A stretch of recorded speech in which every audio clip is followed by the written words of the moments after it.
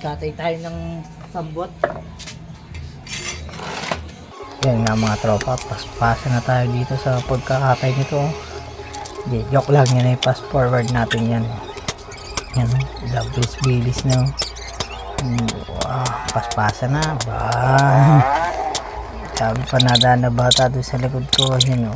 Yan, paspasa na o. Katay. May naipit pa siguro ako doon. So, di yan dumating yung kapatid ko. Ano yan. Pupulutanin na. Lulutuin na daw. Joke lang. Hindi pa. At mamaya pa yan. Kita nyo yung kapatid ko bumili ng Red Horse yung magsosolo yun.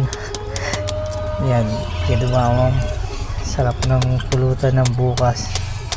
Ang mga pulutan. Ang haba ng liig ng mga tropa. Parang ostrich.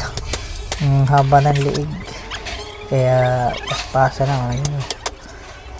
Taba naman. Batang manok po yan para isang pakulo lang natin yan bukas. Sigurado pulutan na naman yan. Yung mga sabing ano. Yan, thank you sa yan, dito nga mga tropa. Tapos na natin yung katayin eh, no? Salamat sa inyong panonood.